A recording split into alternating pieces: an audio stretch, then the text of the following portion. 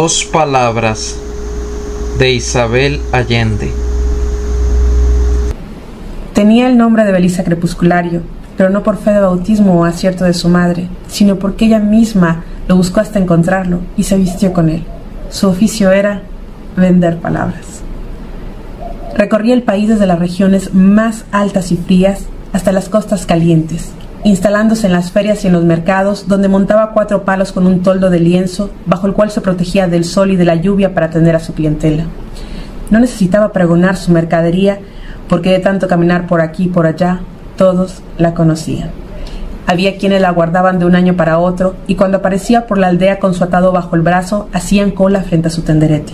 Vendía a precios justos. Por 5 centavos entregaba versos de memoria.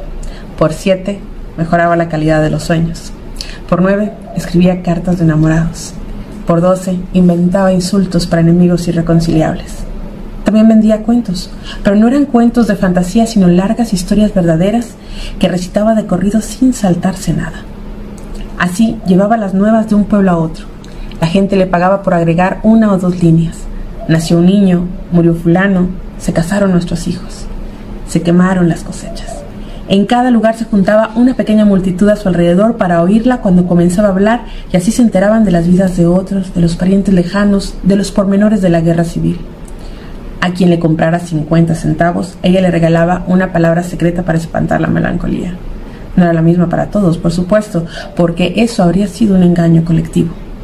Cada uno recibía la suya con la certeza de que nadie más la empleaba para este fin en el universo y más allá. Belisa Crepusculario había nacido en una familia tan mísera que ni siquiera poseía nombres para llamar a sus hijos. Vino al mundo y creció en la región más inhóspita, donde algunos años las lluvias se convierten en avalanchas de agua que se llevan todo y en otros no cae una gota del cielo. El sol se agranda hasta ocupar el horizonte entero y el mundo se convierte en un desierto. Hasta que cumplió 12 años no tuvo otra ocupación y virtud que sobrevivir al hambre y a la fatiga de siglos. Durante una interminable sequía le tocó enterrar a 4 hermanos menores y cuando comprendió que llegaba su turno decidió echar a andar por las llanuras en dirección al mar a ver si el viaje lograba burlar la muerte. La tierra estaba erosionada, partida en profundas grietas, sembrada de piedras, fósiles de árboles y de arbustos espinudos, esqueletos de animales blanqueados por el calor.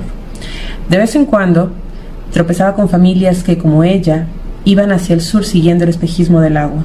Algunos habían iniciado la marcha llevando sus pertenencias al hombro o en carretillas, pero apenas podían mover sus propios huesos y a poco andar debían abandonar sus cosas. Se arrastraban penosamente con la piel convertida en cuero de lagarto y sus ojos quemados por la reverberación de la luz. Belisa los saludaba con un gesto al pasar, pero no se detenía, porque no podía gastar sus fuerzas en ejercicios de compasión.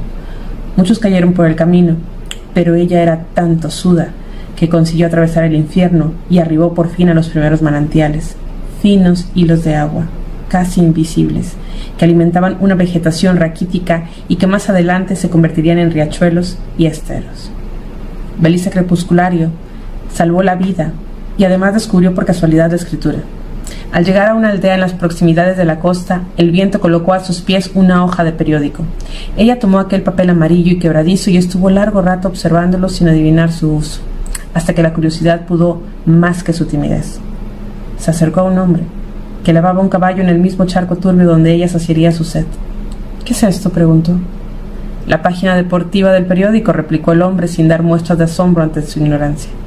La respuesta dejó atónita a la muchacha, pero no quiso parecer descarada y se limitó a inquirir el significado de las patitas de mosca dibujadas sobre el papel. «Son palabras, niña. Allí dice que Fulgencio Barba noqueó al Nero Tiznao en el 3er round». Ese día Belisa Crepusculario se enteró que las palabras andan sueltas sin dueño y cualquiera con un poco de maña puede apoderárselas para comerciar con ellas. Consideró su situación y concluyó que aparte de prostituirse o emplearse como sirviente en las cocinas de los ricos, eran pocas las ocupaciones que podía desempeñar. Vender palabras le pareció una alternativa decente. A partir de ese momento ejerció esa profesión y nunca le interesó otra. Al principio ofrecía su mercancía sin sospechar que las palabras podían también escribirse fuera de los periódicos. Cuando lo supo, calculó las infinitas proyecciones de su negocio.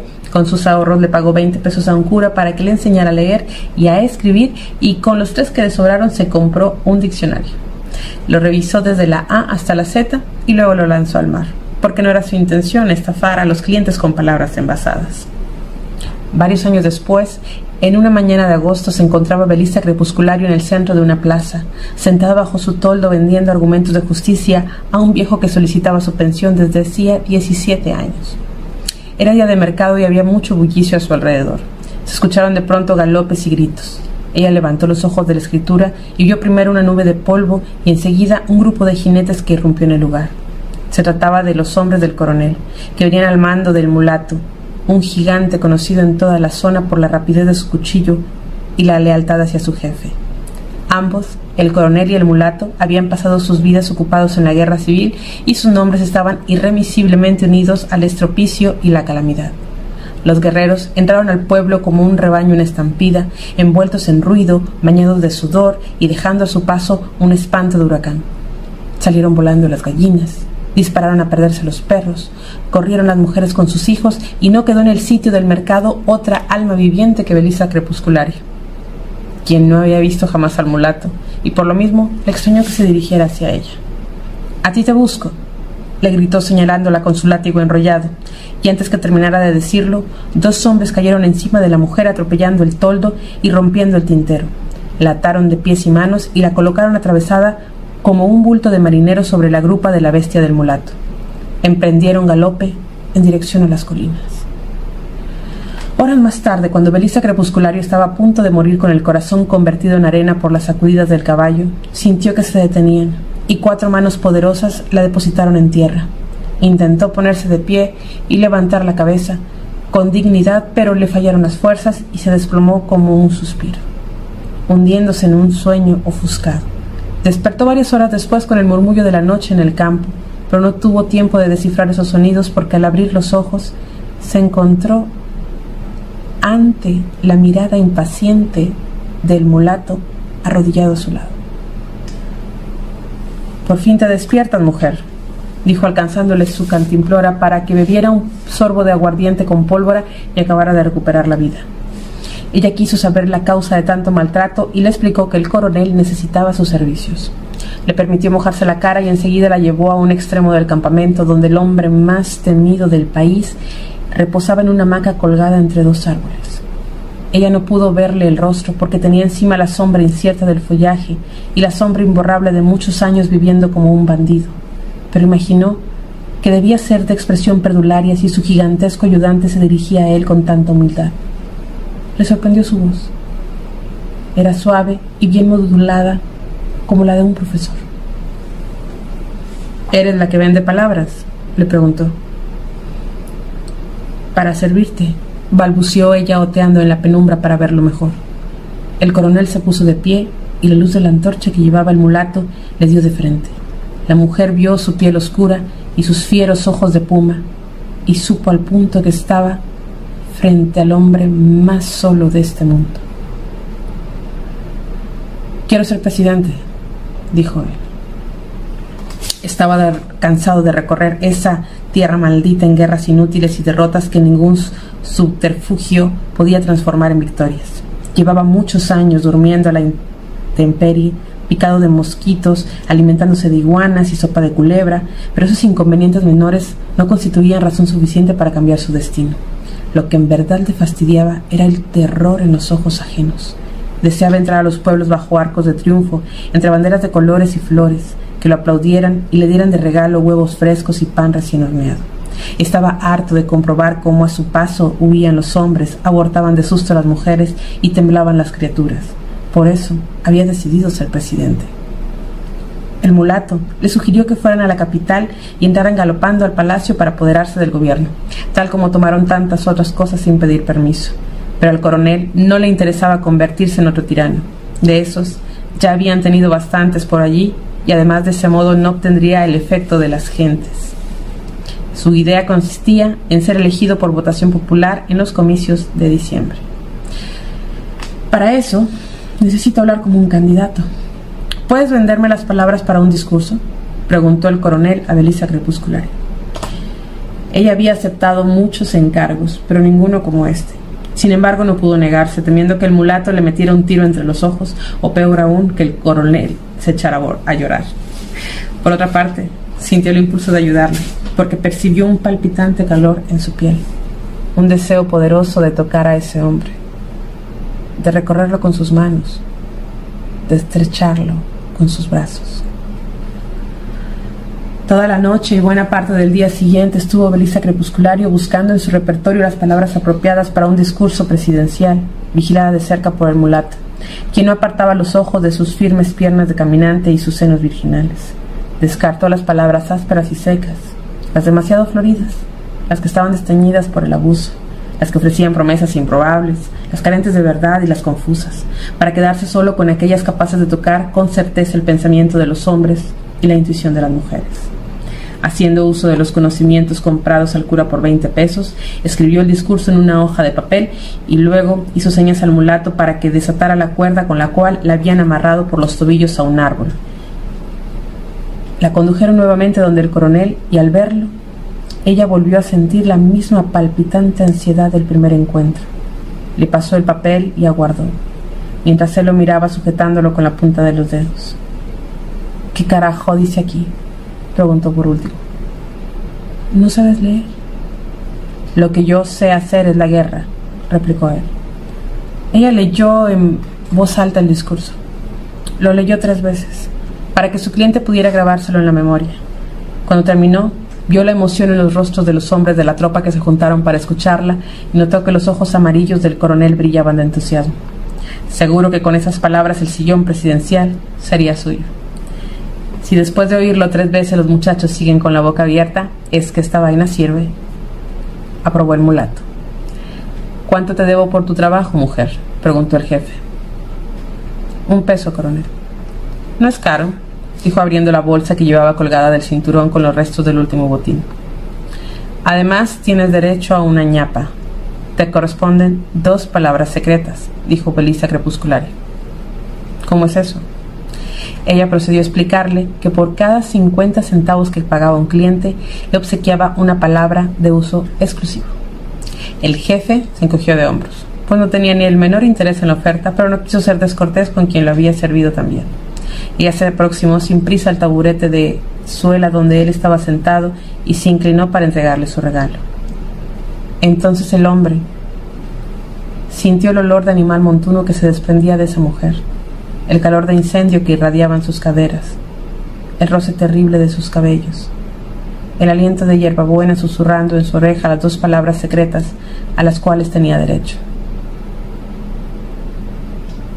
Son tuyas, coronel, dijo ella al retirarse. Puedes emplearlas cuanto quieras. El mulato acompañó a Belisa hasta el borde del camino, sin dejar de mirarla con ojos suplicantes de perro perdido, pero cuando estiró la mano para tocarla, ella lo detuvo con un chorro de palabras inventadas que tuvieron la virtud de espantarle el deseo, porque creyó que se trataba de alguna maldición irrevocable. En los meses de septiembre, octubre y noviembre, el coronel pronunció su discurso tantas veces que, de no haber sido hecho con palabras refulgentes y durables, el uso las habría vuelto ceniza. Recorrió el país en todas las direcciones, entrando a las ciudades con aire triunfal y deteniéndose también en los pueblos más olvidados, allí donde solo el rastro de basura indicaba la presencia humana, para convencer a los electores que votaran por él. Mientras hablaba sobre una tarima al centro de la plaza, el mulato y sus hombres repartían caramelos y pintaban su nombre con escarcha dorada en las paredes. Pero nadie prestaba atención a esos recursos de mercader, porque estaban deslumbrados por la claridad de sus proposiciones y la lucidez poética de sus argumentos, contagiados de su deseo tremendo de corregir los errores de la historia y alegres por primera vez en sus vidas. Al terminar la arenga del candidato, la tropa lanzaba pistoletazos al aire y encendía petardos, y cuando por fin se retiraban, quedaba atrás una estela de esperanza que perduraba muchos días en el aire, como el recuerdo magnífico de un cometa. Pronto el coronel se convirtió en el político más popular. Era un fenómeno nunca antes visto. Aquel hombre surgido de la guerra civil, lleno de cicatrices y hablando como un catedrático cuyo prestigio se regaba por el territorio nacional, conmoviendo el corazón de la patria. La prensa se ocupó de él. Viajaron de lejos los periodistas para entrevistarlo y repetir sus frases, y así creció el número de sus seguidores y de sus enemigos. Vamos bien, coronel, dijo el mulato al cumplirse 12 semanas de éxito. Pero el candidato no lo escuchó. Estaba repitiendo sus 2 palabras secretas, como lo hacía cada vez con mayor frecuencia. Las decía cuando lo ablandaba la nostalgia. Las murmuraba dormido. Las llevaba consigo sobre su caballo. Las pensaba antes de pronunciar su célebre discurso y se sorprendía saboreándolas en sus descuidos. Y en toda ocasión en que esas 2 palabras venían a su mente, evocaba la presencia de Belisa Crepuscularia y se le alborotaban los sentidos con el recuerdo del olor montuno, el calor de incendio, el roce terrible y el aliento de hierbabuena, hasta que empezó a andar como un sonámbulo y sus propios hombres comprendieron que se le terminaría la vida antes de alcanzar el sillón de los presidentes. ¿Qué es lo que te pasa, coronel?, le preguntó muchas veces el mulato, hasta que por fin un día el jefe no pudo más y le confesó que la culpa de su ánimo eran esas 2 palabras que llevaba clavadas en el vientre. Dímelas, a ver si pierden su poder, le pidió su fiel ayudante. No te las diré. Son solo mías, replicó el coronel. Cansado de ver a su jefe deteriorarse como un condenado a muerte, el mulato se echó el fusil al hombro y partió en busca de Belisa Crepuscularia. Siguió sus huellas por toda esa vasta geografía hasta encontrarla en un pueblo del sur, instalada bajo el toldo de su oficio, contando su rosario de noticias. Se le plantó delante con las piernas abiertas y el arma empuñada. «Tú te vienes conmigo», le ordenó. Ella lo estaba esperando. Recogió su tintero, plegó el lienzo de su tenderete, se echó el chal sobre los hombros y en silencio trepó el anca del caballo. No cruzaron ni un gesto en todo el camino, porque al mulato el deseo por ella se le había convertido en rabia y solo el miedo que le inspiraba su lengua le impedía destrozarla a latigazos. Tampoco estaba dispuesta a comentarle que el coronel andaba al helado y que lo que no había logrado tantos años de batallas lo había conseguido un encantamiento susurrado al oído. 3 días después llegaron al campamento y de inmediato condujo a su prisionera hasta el candidato delante de toda la tropa. «Te traje a esta bruja para que le devuelva sus palabras, coronel, y para que ella te devuelva la hombría», dijo apuntando el cañón de su fusil a la nuca de la mujer. El coronel y Belisa se miraron largamente, midiéndose desde la distancia. Los hombres comprendieron entonces que ya su jefe no podía deshacerse del hechizo de esas 2 palabras endemoniadas, porque todos pudieron ver los ojos carnívoros del puma tornarse mansos cuando ella avanzó y le tomó la mano.